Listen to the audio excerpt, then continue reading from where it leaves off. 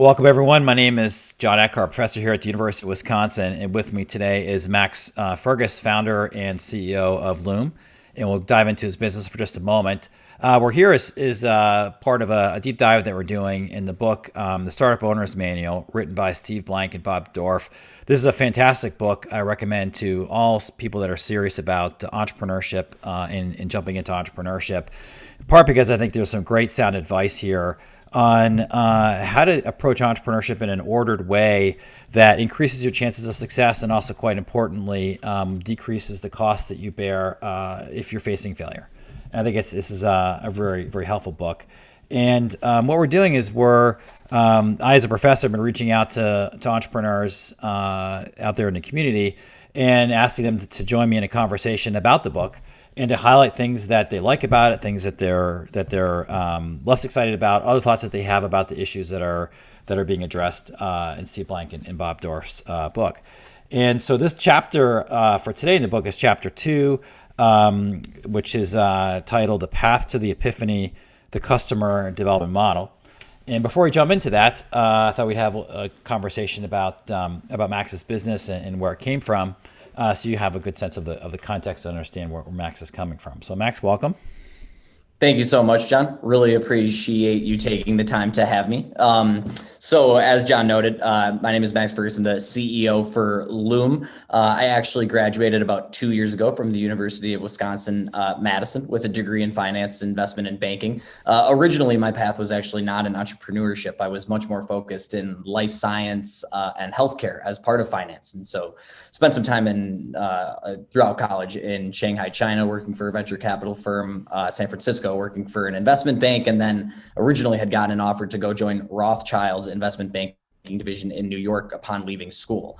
But during my senior year at UW, with the phenomenal resources that we have at the university, started actually a think tank with some other friends and then distinguished students and alumni. Originally, our thesis was looking at industries that were growing rapidly, but we felt had antiquated business models specifically, or weren't leveraging the technology that was driving a lot of the growth and successfully applying it to the business model. And so at first we were very, very excited to look at streaming technology. Now, not necessarily just in music, but streaming technology all around the world. Right now we are seeing companies leveraging new streaming technology like live streaming or virtual gifting technology to really create new business models for platforms, but also the end users or content creators, which is obviously a very popular topic right now in the passion economy that we often are referring to. Right, we're seeing it in esports with companies like Twitch and Fortnite. We're seeing it in China with companies like Tencent, all the way from karaoke to short form video content on things like TikTok, right? But the truth is, and this is really what brought us into the music realm, is we're not seeing this technological evolution that's helping the content creators, in this case musicians, really taking place in Western music streaming. Right? Independent artists are largely still using platforms that pay royalties and licensing payments, while a lot of these other companies, right, Twitch and Tencent, TikTok, are starting to leverage these new technologies to create new business models for themselves as well as their end users, right? So our goal with Loom, really from day one, was to better leverage this technology to create a new digital ecosystem for music. And I know that term can be very broad, but we can break it down a little bit. Effectively, the Loom digital music ecosystem is really built on a digital music or social music community, right? It acts as the home for independent artists to collaborate and network with other creators, as well as to allow them to better control their content, right? Very different from something like Spotify, but to better control their content, to use it to form communities of their fans, build relationships with their fans, and ultimately make more money than they do in the current music streaming business models. We launched our platform on iOS in 2019, and then in January of last year, almost a year ago to date, Loom became the first U.S.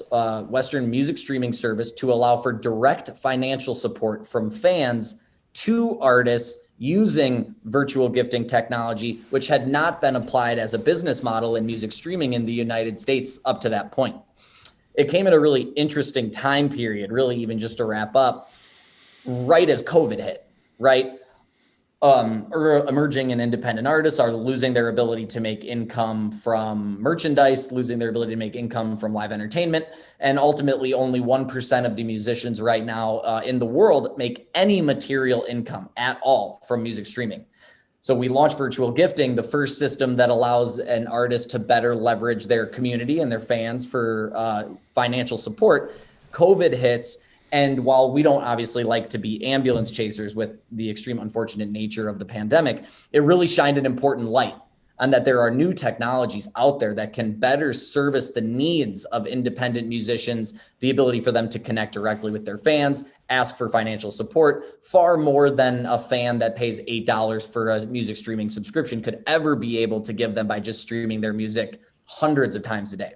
So, by shining that light on it, we shortly after that in April became Apple's App of the Day.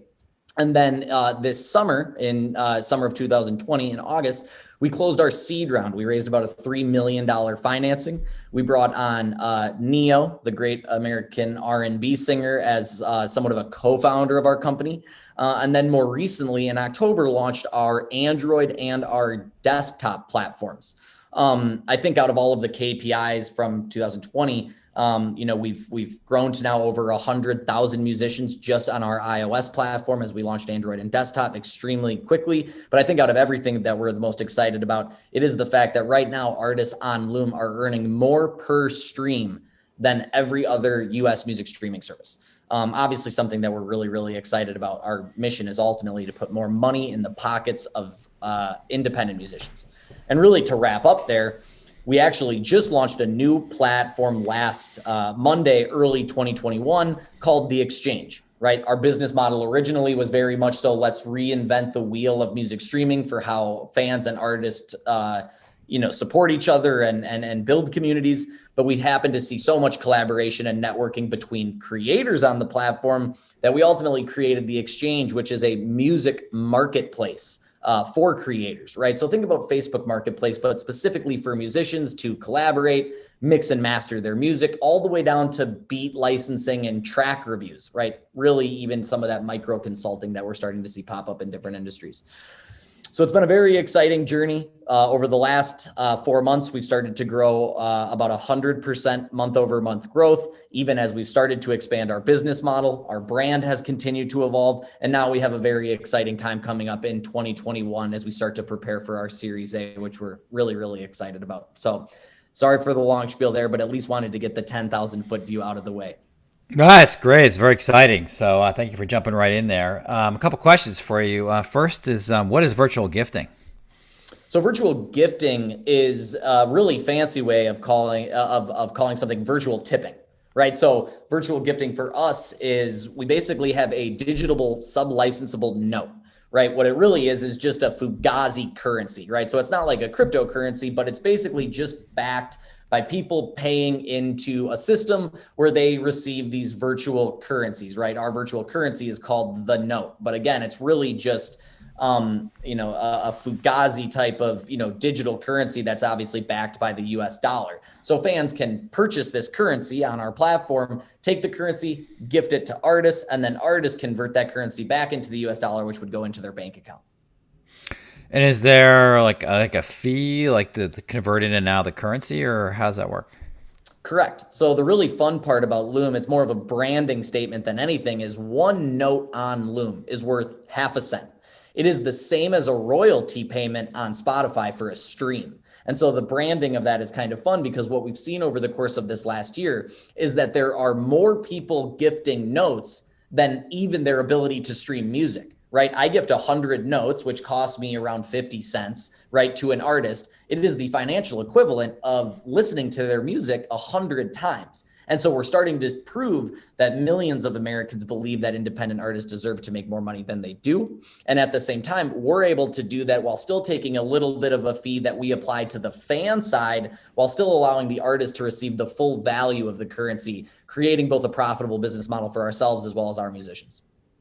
Got it. And then for the listener, what's the value proposition? Like why would I sign up and use Loom?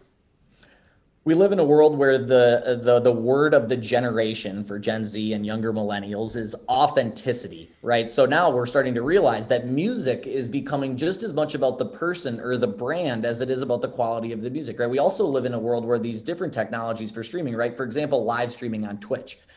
It's all about experiences, right? The relationship between a fan and an artist, or a fan and, not, or an actor, right? Anybody that could be a celebrity. And so what Loom provides is the ability for an artist to build a brand on the same platform that fans are streaming their music on, creating legitimately direct personal relationships between the fan and the artist that a fan would never necessarily be able to get from them, either on Spotify or even on some other, social media platforms. So it's the experience, it's the authenticity of musicians in this generation, and it's really creating not only obviously an exciting business model, but a really fun, loving, and genuine community of people that really care about each other, obviously really highlighted by the relationships between fans and artists on the platform.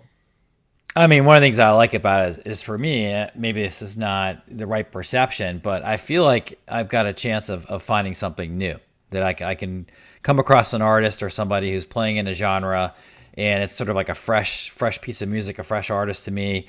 And I find in the other platforms that for whatever reason, I'm gravitating mostly towards people that are known, that are bigger artists, or in categories. If I pull up like a jazz playlist, it'll be, really famous jazz people performing amazing, great music, but it won't be new or fresh. And so that's one of the things that I like. And I do, agree with you that there's a lot of information about the artist where I feel like it's more of like a get to know the artist sort of experience than other platforms where you're kind of getting more of the the business side of it in the way it used to be done with like, here's your album and here are their list of albums and here's like a little biography about who they are. That's clearly probably written, by somebody for these artists on these other platforms. So. Yeah, you make a really good point. I mean, the truth is you're not alone. Most people find themselves gravitating towards obviously known or mainstream music. It's just easier, right? And so we've had assumptions that we've obviously put into the business model early on about obviously how large can we scale our business. And those assumptions, as we've started to learn about the total addressable market of passive music listening, right, versus some active, lean in music lovers, have absolutely changed. It's changed the way we think about the business. It's changed the way we think about the relationships on the platform. Ultimately, it's even changed the way we think about the business model to some extent. And, from the artist side, what's your pitch? Like, why should an artist spend the time to launch on Zoom or on Loom? You know what? It's been I thought about it a lot when I was reading the chapter today that we're obviously discussing. But one of the things I think that is really important to note is that it has been, we're in some cases really trying to create somewhat of a paradigm shift in the culture, right? Artists right now are taught from day one, basically bringing a blind over their eyes, that the only thing that matters is followers and streams, right? Go viral, right? That's how you're going to make a living income. And what we're doing on Loom is we're taking that focus away from followers and streams and starting to teach artists that it really is all about building communities of their fans, forming relationships, controlling the ownership of their content, and actually making money from those relationships. So our pitch to artists is one that we've actually had to really, it's just as much about education as it is about promoting the product. And I think that we've seen that happen now more so over the course as we started to gain brand awareness, right? It takes people 17 times to see a brand before they ultimately recognize it. Right. So we have to combat both sides of that. But the pitch for artists really is just as simple as the ability to make more money and ultimately to be able to better identify their super fans. Now, obviously, that pitch has evolved as we started to focus on the relationships that artists have with other creators. And so that really is now where we're starting to funnel into this branding of we really are an entire digital music ecosystem with different tools for these artists, right? The artist and fan relationship now, as well as the collaboration and networking between artists on the platform and each other. Great. All right, so let's jump into the book a little bit. So I've got a question here for you. You should be able to see on your screen this figure 2.1 from the book. And in here, the authors divide up basically the process of building a business into 4 different buckets: customer discovery, customer validation, customer creation, and customer building. And customer discovery is probably best thought of as really theory development, where you're coming up with what your theory of what your business might be, and you're thinking about on working on that, going down that path. Customer validation is testing to see if the model is repeatable and scalable. So you've gotten some little evidence that there's something there, and you're trying to see if this thing has legs. Customer creation is where you're starting execution, building end user demand, and driving customers into the sales funnel or potential customers. And company building on the fourth stage is where you're transitioning really from being a startup into being a company, and you're executing on a validated model. And it's really divided up, and I love these two boxes between search and execute. And the search side is really trying to find what is the thing that we are going to build, what are the customer segments we're pursuing, and how are we going to serve them well. And an execute is, okay, now that we've got them, let's build this thing out. This is basically how they're the book in a nutshell, frankly. And I wanted to kind of ask you, if you were thinking about where Loom is at the moment, like where would you put yourself? Well, I think that one thing about that, as I was reading this, that they split up these two categories, right? Search and execute. Another name for them is actually the founder stage and the CEO stage. So I've kind of seen it called both directions there. And I think the truth is that those boxes right now are split between obviously customer discovery, customer validation, and then customer creation and company building. And so in many ways, we are now starting to move towards a company building transition, right? We've now started to, for example, in the last year, we've had 32 million notes gifted to independent artists on the platform, right? Meaning that we're really starting to figure out how we build scalable business models there with that. Start to really turn the crank, put a little bit more money into marketing, as the chapter obviously points out. But at the same time, we've just launched a new platform, right? We just launched the exchange, where we're obviously starting to define how the creator to creator relationship also lives on our platform, because we have a two-sided marketplace. And so because of that, our really business right now is largely forming into the company building phase, but we are almost always still doing customer validation and customer creation at the same time, right? We don't have enough money to continue to spend on marketing if the product isn't where it needs to be. One of my favorite quotes from the book is that oftentimes, especially venture-backed companies, are told that they need to continue to move from left to right, right? That they can't go back the other direction, right to left, because, what are you doing, right? Well, that is almost the entire genesis for this chapter, is the ability to move quickly and agilely. And instead of something necessarily like waterfall development, not being afraid to launch something obviously on the MVP side and rapidly iterate it before moving left to right. And so I think there's a lot of really, really interesting takeaways that, we can obviously dive into, that doesn't just tie together all of those things together, but obviously even at each step of those four processes that definitely happy to continue to talk about a little bit more as well. Yeah, one thing I'd like to get your thoughts on here is that if one buys into the framework of the book, there's a big red caution light that's kind of blinking, at least when I read it, which is essentially, it says, do not progress to the next big step of company building until you have finished the search process and what you're looking for. And that resonates with me. But I also wonder if there are some situations or examples, and maybe you feel this, maybe you don't, where your business might be developing in different stages, and you might say to yourself, okay, here's something that we can progress faster. We can go past the red light under these situations because there's something there, while we're still doing some customer discovery and searching in some other aspect of our business or something like that. And then an entrepreneur should think about this maybe in a more nuanced way, as far as there are different product markets or customer markets to kind of segment around and maybe split that up differently. But I thought I'd just ask you that to see if the way you think about it is there's this bright red light and one should not cross that light until you solve some particular questions, or if there are other ways of thinking about it.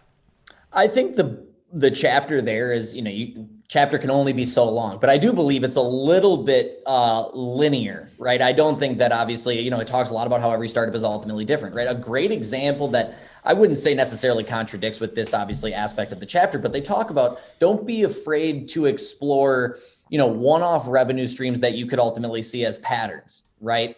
Well, Loom creates value from the growth of our user base with traditional social media multiples, as well as now revenue, so customer lifetime value, and now as well as data, right? So we have 3 different value drivers of our business, and we just launched a sync licensing division that literally is in its infancy. Basically, Nike wants to license music for a commercial, right? So now Loom independent emerging artist advocacy. We could give Nike that, music. And now, it's a totally separate side revenue vehicle for us, but something that still needs to run through the exact same process as our core business.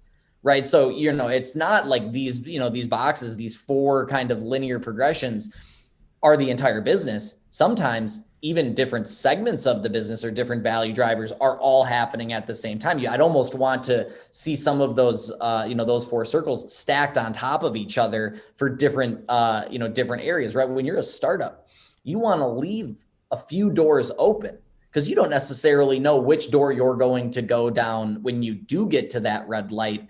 And I think that from that perspective, it's just a little bit more of a matrix than it is just those 4 circles stacked against each other. And so I think there's probably a little bit more depth there, but of course, every startup is different. And I think they did a good job of obviously hitting on that. Awesome. All right. And, one of the let's just dive into the search process a little bit here.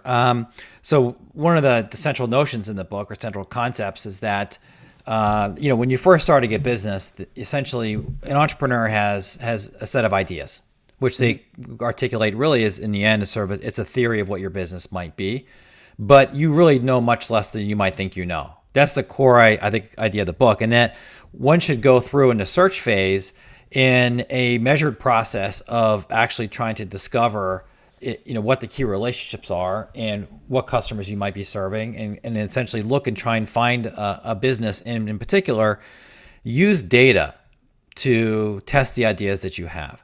And the authors of the book are big advocates in sort of this get out of the building and going and talking to customers to figure out what, to test the validity of the ideas of the entrepreneur before you overspend. That's essentially a key point here. I wanted to ask you how you think about this data collection process. So in addition to getting out of the building and talking to potential customers, what other tools do you have available in front of you or that you might be using to help you validate your key assumptions about your business in the search stage? Yeah, no, absolutely. And I think there's a really important part of this that they talk about later in the chapter, which is what type of, I believe they use the word market type, that you're obviously in. Yeah. Well, Loom's in very much so the resegmentation, right? We're having to really retrain our niche target market, right? Because we're more on the niche side of that market type. We're having to retrain and really educate a new generation of musicians that it isn't about followers and streams, but it's about relationships, making money, controlling their content. And because of that, I think that there sometimes, and we've noted this before, sometimes you will just know more about the product you're trying to create than your customers, because they don't even necessarily know what you're ultimately trying to achieve, or they don't even necessarily know that something like that could necessarily exist, right? When Uber started their first pitch deck ever, they said that they believed that their highest volume potential for the gig economy in self-driving cars would be $1 billion in annual revenue, right? Well, last year, Uber had $60 billion in annual revenue, right? Sometimes the market you're creating doesn't even necessarily exist yet. And so my 2 big caveats to that aspect would be, 1, be careful with your data. Your data can only tell you so much, right? Just to circle back on another analogy, we just brought on a new chief growth officer who's also acting as our chief finance officer. He went and did 2 years of investment banking and then joined our company. And he comes in and he's really, really, really deeply looking at, the models and the data and really getting granular. Why is our database telling us something different than our Google Analytics and, by one customer off? And he's diving into, a lot of these core concepts. And it's the same thing on the development side, on the financing side, on the business strategy side. Ultimately, the truth is that we measure our metrics differently as a startup than a larger corporation does, right? And so sometimes you need to be a little bit careful with your data as a young company, because if you don't know how to ultimately analyze it correctly, you're ultimately could be taking more steps back than you are moving forward. And I would say the same thing about customer discovery, right? Our customer discovery was a little bit difficult early on because we were creating our customer, right? A very concept that I really do enjoy a lot. And they talk about it as kind of the 3rd bucket of that group, right? Customer creation. And so I really, really, really do believe that earlier on in the business, there's a very fine line between how much you can really look at your data and how much you can really rely on true customer discovery. But I also think it depends on what type of market type you are. If you're entering into an existing market, some of that customer discovery, some of that data, right? Historical P&Ls that do go back 1,000 years for all the data of all these companies have may be more applicable than if you're a market type that's either creating a new market or you're a market type that's ultimately doing something like the resegmentation, which they talk about in the chapter as well. So what were you trying to measure in the search phase of Loom? Like, talk about some of the things that you're counting as you're going in that phase of trying to find the business model. Right, absolutely. And I think one thing that's really important to note is that the search phase, I mean, all four of these phases, it's not just about building the product. You also only have so much money in the bank, right? There's more factors than just building the product, right? How much are you venture backed, right? Have you started this out, boots on the ground? And I think that that's really, really important. When we graduated, what we did was over the course of the first 3 months of graduation in the summer, we created, I have to say, it had to have been the worst MVP of all time. I mean, it was really, really, really bad. But we knew that if we could get a proof of concept, if we could get 5,000 users to download the platform and use it on campus, then we would have enough of a proof of concept and data to be able to go out and raise our first financing. So with our first $50,000, which is what we raised initially, we spent $45,000 on it on creating our MVP and $5,000 of it on marketing, knowing that as we transitioned to the customer validation process, knowing for sure that after we had done that customer validation process, we would immediately go back to customer discovery, scrap the entire product because now we had more resources to do it, a little bit more in depth, right? Like our final version, our true launch of the platform. And so it's also a combination of the business strategy with some of the agile development and obviously the entire customer development process that we're talking about here. Now, a big concept here also is that you're collecting data, you're learning from it, and then you're changing your assumptions and your aspirations based on what you're learning. Mm-hmm. And part of that is, at some point you reach a point in many cases where you go through a pivot, which is probably thought of as a fundamental change in your direction, your products, the customers that you're serving in response to the data that you're collecting. When you were trying to build out Loom, were there big pivots that you went through as part of the process? One of my favorite quotes of all time is that there's only been 2 companies ever in the world that have not pivoted their business models. And the companies that they actually point out in the quote, back on some reading material that I had been looking at, probably years ago, it was like Google and Facebook. I mean, even in this chapter, though, they mentioned that Facebook's obviously went through a lot of micro pivots. So the real summary is that pivoting it is not a negative, it is a necessity. Right. Potentially one of my favorite aspects about this chapter, outside of probably the comments on passion, as well as the comments on speed, I have to say that one of the favorite quotes from the chapter, a pivot is not a failure, right? In fact, embracing the fact that startups regularly fail and pivot along the way is perhaps one of the greatest insights in this book. If you are afraid to fail in a startup, you are destined to do so. We have micro pivoted our business model every quarter, I would say, almost every quarter. We onboard a new employee, you basically have to scrap the employee handbook and really recreate it. And it's the concept of micro pivots or larger pivots that I think is absolutely one of the most dire needs of the startup, right? They always say that the entrepreneur's greatest skill set is the desire to learn and the ability to change. And after having our team read this, a lot of the comments that I had gotten back on their favorite segments of the chapter was almost this awakening of, wow, we are, doing some things even better than maybe we had expected because we're so willing to pivot whenever they say every time you raise money, you buy yourself a certain number of pivots. And I think that's a really great concept as well to think about. So let's talk about leadership during this pivoting stage and during the search phase, because essentially what you're talking about is a world where you have a business or a group of people that are coming together and they have some basic ideas that there might be something to do here, meaning a business to build. But we're also describing a world where the characteristics of the business that's being built is fundamentally changing dramatically during this period of time while you're searching. And I think many people, perhaps having like a naive view of leadership, they feel that the leader must have the answers all the time. And then, which, I think the problems with that is that really in any world that we're in, that's basically blocking out the ability for your team to contribute to the leader and help them understand and learn potentially that there might be a better way than what the leader might have in their head. But at the same time, it's generally important. There are many people that are involved in an organization. They want to feel as if they're pursuing something together, and that they're not part of a rudderless operation. That there is a vision, that there's a direction that we're heading in. And what I wanted to ask you is, how do you keep a team motivated, and how do you keep them focused and believing in essentially like you as the leader, while at the same time you're in this phase where there's so much up in the air, there's so much uncertainty, there's so much change, because many people can't handle that. They can't handle showing up at the office one day and realizing now we're going to go off in this direction, another going to go off in another direction. Sometimes it's an indication that business is being poorly managed, and sometimes it's an indication that you're in the search phase. So how do you keep the team like focused and excited about what they're doing during the search phase? Absolutely. I think the first really big thing I would say on that topic is that not everybody is really meant to be an entrepreneur. There's probably 6 or 7 different quotes in the chapter, right? And then I think ultimately the foundation of that is passion, right?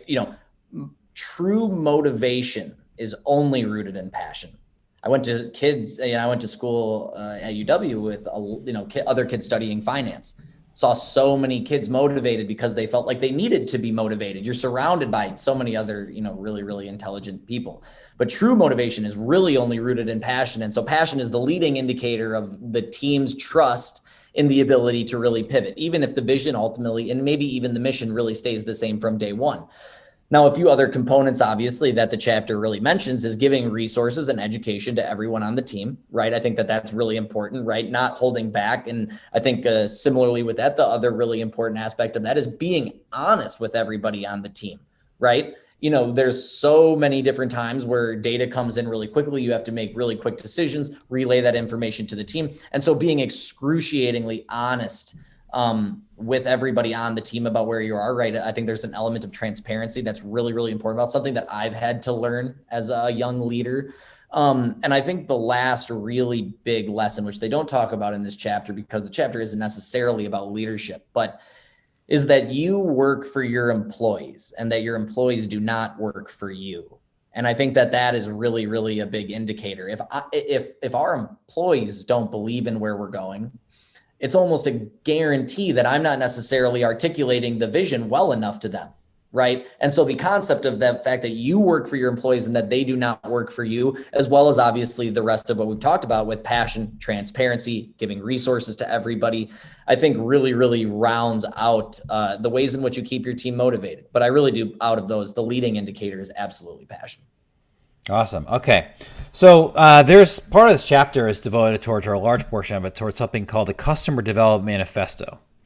And what I thought I would do is I'd read through them, so we're all kind of on the same page here as to what are the components of the Customer Development Manifesto.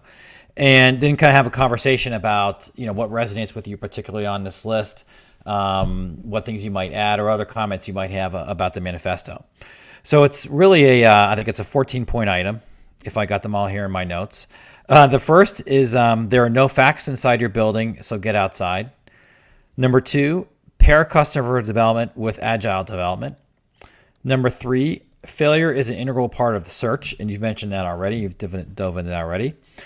Make continuous iterations and pivots.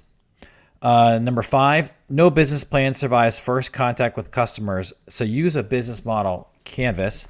And I'm just going to pause for a moment here and toss up on my screen what he's talking about, what they're talking about when they talk about the business model canvas. So there's a book called Business Model Generation that I think came out of Alex Osterwalder's dissertation thesis. He's a PhD from a school in Europe.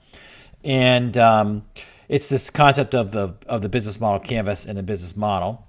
And this is publicly available. It's a Creative Commons licensed description or mapping of what the business model is. But this essentially, in a nutshell, divides a business into the theory of a business into these different key components. And the idea, if you're an entrepreneur just starting out, is you've got to fill in all these components. And when you've filled them all in, then you're past the search phase. Okay, so back to the list. We have design experiments and test to validate your hypotheses, which are coming from that business model canvas. Number 7, agree on market type. It changes everything. So you mentioned market type earlier, and he has 5 different types. Type 1 is a new product to an existing market. Type 2 is a new product into a new market. Type 3 is you're resegmenting the market as a new low-cost entrant. Number 4, you're resegmenting the market by creating a new niche market, sort of a kind of a category that didn't exist before. And number 5, you're cloning a business model that you've seen in some other nation, some other country, some other geographical area, and you're bringing it into a new area. So he basically, and not really a focus of this chapter, but going forward in the book, how you manage your business depends on what type you are. Is kind of a key insight. Number 8, startup metrics differ from those in existing companies, and hence sort of our conversation around measurement. Number 9, fast decision-making, cycle time, speed, and tempo are really advantages of the startup, and that one should manage to, as an entrepreneur, to take advantage of that as fully as you possibly can. Number 10, it's all about passion. And I think that's true of almost any occupation, that those who are most passionate about what they're doing are going to succeed. But it's very true in entrepreneurship. Number 11, startup job titles are very different from our large companies' job titles. We got to talk about that one. I'm actually very fascinated by this. Number 12, preserve all cash until needed, then spend. And that kind of gets back to his view about what you should do when. Number 13 is communicate and share your learning really broadly throughout the company. And that's so you can get feedback from folks. In the book, he's talking about company meetings and having a message board. Using something like Slack is probably a more contemporary version of that. Number 14, customer development success begins with buy-in, and that really, even though it's written as a statement about customers, really it's a statement that everyone involved in the business has to sign up and buy into the customer development approach before you pursue it, because it's a little different than how managers think about innovation in an established company. And so you want to make sure that your investors are on board with this approach, and that the employees are on board with it, and that the CEO and any other stakeholders that are involved. So with that, which of them are they in particular that you want to talk about?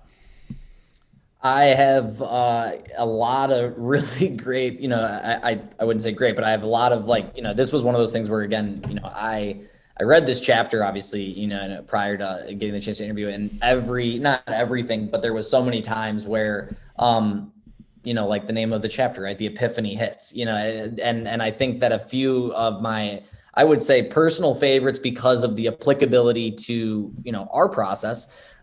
First off would be rule number 9, fast decision-making, cycle time, speed, and tempo. Potentially my favorite, quote in the entire chapter is that startups should make reversible decisions before anyone leaves the CEO's office. Wasn't that great? Love it so much. I mean, yeah.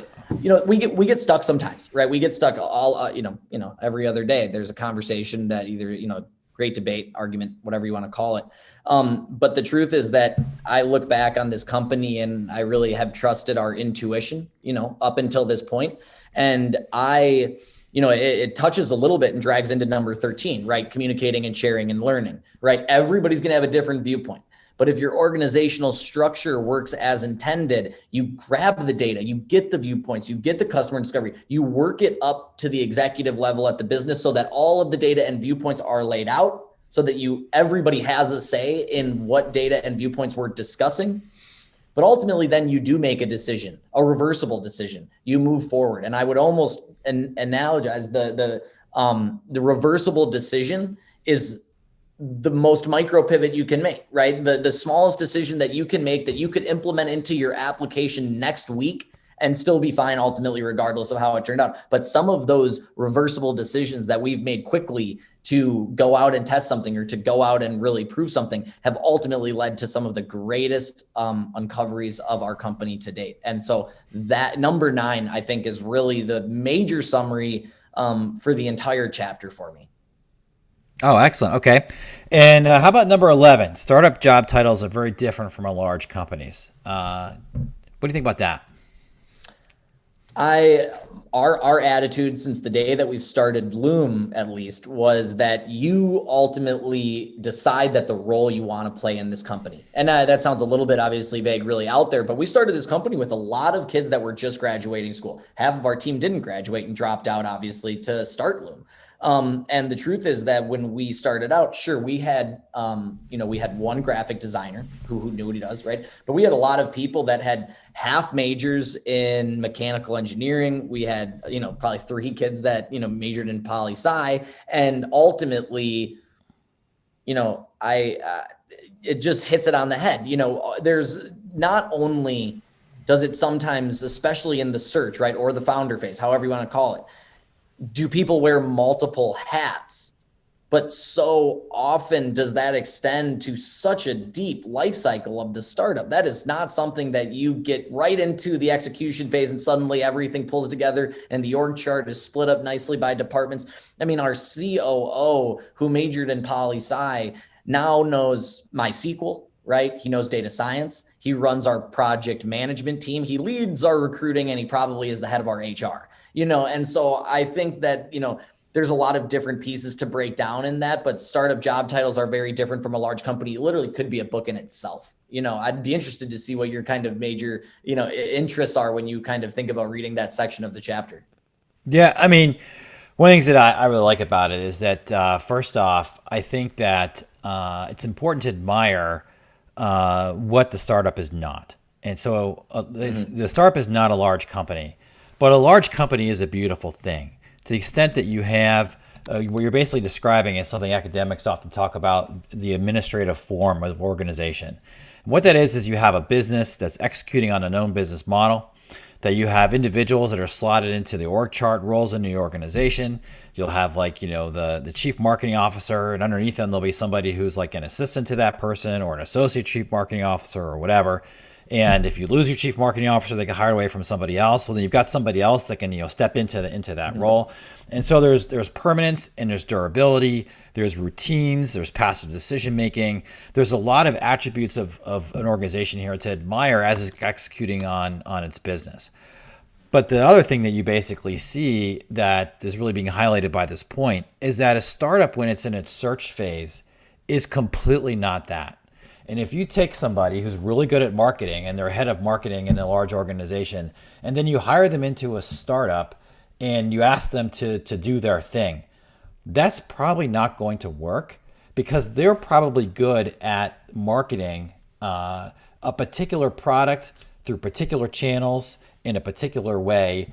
And that is just as likely to be the wrong way to do it for your startup than the right way until you've actually proven out what is the actual right way. Who are your customers? How do you reach them? What the mechanisms are. Once you've figured it out, then you go get that person who is best fit for that particular path and approach and process. But until then, I think that one of the points here is you can kill your startup by bringing in somebody who's excellent in what they do, but they're the wrong doer. They'll bring to you the wrong set of skills and routines than what your business actually really needs. And so I think that one thing I'd like to see over time is maybe a whole set of new job titles that would be created in the startup world that would be people that would be part of a company for a period of time and then they'd move on. I'd be like, I'm a blank.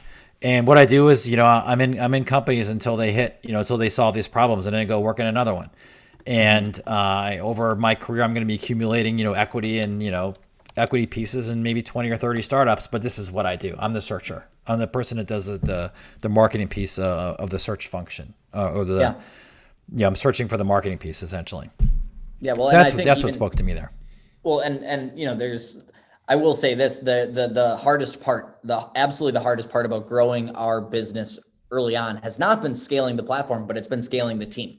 recruiting, scaling your team. I mean, now we're very, very lucky. We actually just had our most recent developer accept his job offer this morning. We're really excited about it. So we just got to 15 full-time employees, but it's so difficult for full-time hiring, especially early on in the startup. And I think that you mentioned a few of those key takeaways, not on the hiring side, but in the early process.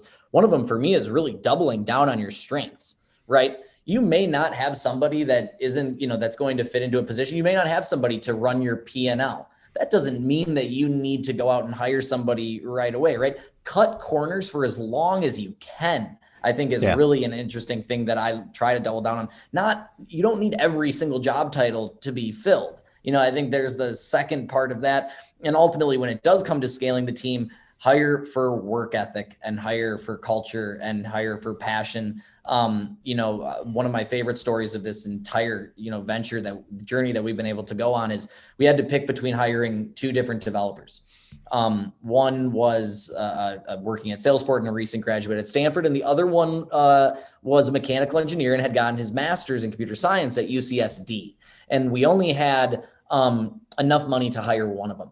And so we made our choice. We hired our lead Android developer, and the Cade, his name is, he calls me up, who's the Stanford Salesforce kid. And he goes, if the reason that you guys can't bring me on right now is because of money, let's talk. And I got on the phone with him, and he basically talked about his desire to work at a startup with a team and a culture like ours, to be in music, to create impact. Took over $100,000 kid, 2 years out of school, took over $100,000 job cut to come work for Loom. I mean, now is making obviously fantastic money, but ultimately the point was that I hired a kid on the spot, even though it was well over budget of even what I could afford him. And I will say he's potentially been the best thing that's ever happened to this company because of who he is as a person. And so that rule number 11, again, there's a lot of different nooks and crannies to it that I think are really, really exciting. Yeah, it's a great story. So in addition to kind of the org structure model that I was really talking about there, you're really talking about some concept of what job titles should look like constrain you from jumping up on an opportunity as an entrepreneur, because everything's rolling around. There's no mapped out org chart, especially when you're starting a company. Sometimes there's only one employee, the solopreneur, right? There's no org chart for that. Yes. Yeah. Now, I really feel like we've done a good job rolling through this list, frankly. But I did want to ask you again about the kind of metrics that you use to measure the success of Loom, and also more generically, what advice would you have for an entrepreneur who's got a clean slate, right? They're trying to get off the ground, and they want to know if they're doing well in month 3 before they figured stuff out. What should their goals be month 3? And what would you measure if you were starting a new business and you wanted to make sure that you weren't just wasting your time? Yeah. And it's been a learning process for us. We've made mistakes heavily here that we've obviously worked to, continue to move forward on. I think the real biggest advice that I would give somebody is you cannot define your KPIs before you define your value proposition. We struggled early on with that. We didn't always have virtual gifting. At first, we were just a social music discovery platform. Our KPIs were engagement. And suddenly we started creating revenue, and we had customer lifetime value. It wasn't just monthly active users. And we didn't know how to balance revenue and user growth with the fugazi that is the value of our data. And we kind of took a step back, and we asked every single person on our team, what is Loom? And, there was more answers than one, which is a really big key that we still had a lot of work to do to define our value proposition. What is the value that we were providing to our customers? Best advice I ever got was when I was talking to somebody and I said, what do you need to see for you to help me raise my Series A, for you to invest in me for my Series A? He was a general partner at Mayfield, one of the big venture capital firms in Menlo Park out in California, had been at MTV, Twitter, Facebook. He was MBA at Stanford, undergrad at Harvard. Guy was amazing. And all he tells me is, he goes, tell me what you're going to do, and then I'm going to judge you on how well you do it. And it really woke me up that before you can hammer out your KPIs, you need to hammer out your value proposition. And ultimately, when we realized that, we said our value proposition is putting more money in the pockets of independent artists. And suddenly everything else washed away and our value proposition became really clear. How much money are we putting in the pockets of independent and emerging artists, right? And then suddenly our secondary conversion points and KPIs, we started to realize that those ultimately were just funneling in, because ultimately greater retention and greater MAUs, more fans on the platform, is ultimately going to lead to the greatest KPI, which is money that we're gifting, or money that our fans are gifting, to the artists on the platform. I mean, this is one of those frameworks that I really like that comes from venture capital. And venture capital does get a bad rap sometimes from entrepreneurs. But, in addition to putting gas in a tank, it does provide some good frameworks. And one of the things that I do like from that domain is a question they're often mulling around in their minds is, if I make an investment of a certain amount into your company, how are you going to use those resources? And in particular, what risks are you going to de-risk so that you'll be building value over time, so that when we go to raise the additional round of financing, that the company will be worth more? And I think that's what I heard there in the story, is that you had some good questions from a venture capitalist who's thinking about your business and basically saying, like, look, like, what's the thing? Like, what's going to be driving the value here? What are you trying to do? And then they'll sign up if it makes sense to them, right? And then they won't if it doesn't, is essentially the kind of the role of the venture capitalist. But I do find that's a very useful framework. And I do think that chapter 2 here that we're talking about today kind of speaks to that. It basically provides an introduction to a framework that entrepreneurs can use to build value between stages and rounds, and be able to build a company on an accelerated basis, while hopefully minimizing losses should they occur. Yeah, and don't be scared to think about the mental models. Sometimes you just need to dumb it down a little bit. Like sometimes, we have like these rules in our company, right? And like they're mental models that you apply to all of the situations, right? So like one of them is, we talk about solutions, we never talk about issues. Right? It's very easy to be the person that critiques the idea, but never necessarily has the ideas. So instead of telling me why something can't work, tell me why it's going to work better, right? There's a great mental model. They're littered throughout the chapter. And sometimes all you need is 3 or 4 different mental models to apply the situation that you're into those mental models. And sometimes those mental models are not necessarily going to make up the full understanding of the framework, but sometimes that's all you really need to get started. But, I think in your case, there's immense clarity in having this compass being, can I come up with a way where artists are getting paid more than on the other platforms that are available to them? And can I do it in a way where the listeners perceive value? And that's really, the story that you're telling. You've got the listeners that are taking those actions right now on your platform, and you have the artists having the benefit of that, and you're kind of delivering on this promise that you're trying to continue to build out. But I think it's a very nice focus and a compass to have that's built on the business that you're trying to build that you didn't have day one, right? And an entrepreneur should not be discouraged if in month 3 they don't have that. Well, and sometimes a pivot doesn't mean you're changing the end goal, right? You might know where you want to get to. So pivots aren't always about changing where you ultimately want to get to. Sometimes it's just about going like this, even if the end point is still point Z. I think that's also really interesting. Pivoting doesn't necessarily mean changing the business model or even changing the vision. Sometimes it's just changing what you need to do to get there along the way, right? And if you're a venture-backed business, you better make sure that you do know, going back to your point about what are your uses of cash?